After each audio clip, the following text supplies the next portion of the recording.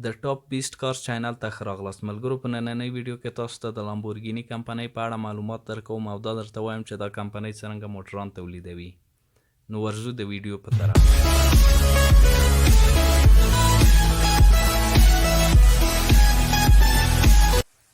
لامبورګینی یو ایټالیوي برانډ دی چې اکثره موټران یې سپورټي دي. دا کمپنۍ لومړی ځل په 1948 میلادي کال کې پیل شوه او دې کمپنۍ په لومړي سر کې د تراکتور په شکل موټران جوړول چې بیا په 1963 میلادي کال کې سپورتي موټران تولیدول هم شروع کړل.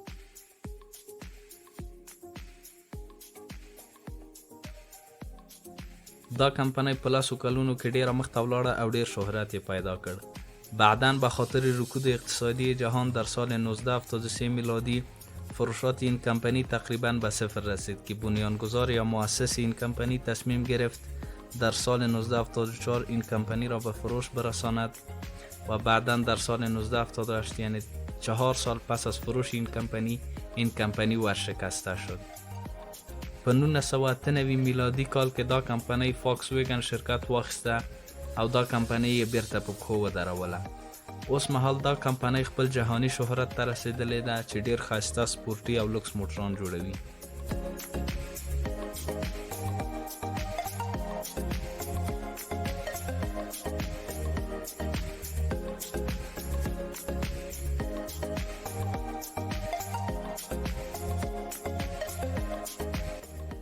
پرسرعت ترین موتور تولید شده این کمپنی به نام لامبورگینی مارسیلاگو است که به سرعت نهایی 370 کیلومتر در ساعت می رسد.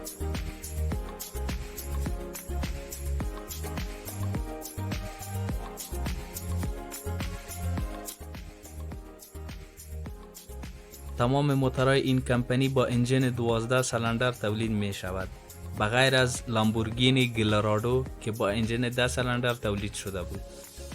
لامبورگینی کمپنۍ په 2009 میلادي کال کې 2580 دانې موټران خرڅ کړل چې د کال تر ټولو ډیر خرڅ شوي موټران د دې کمپنۍ و.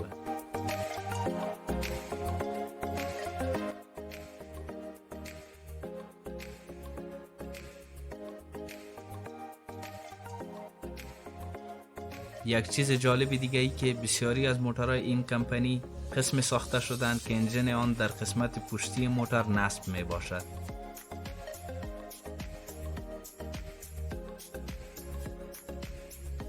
د لامبورگینی کمپنۍ تر ټولو قیمتي موټر چې جوړ شوی هغه لامبورگینی ونینو دی چې قیمت یې 8.3 میلیونه ډالر دی.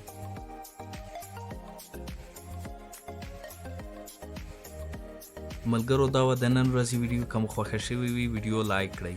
تر بیا ښې چارې.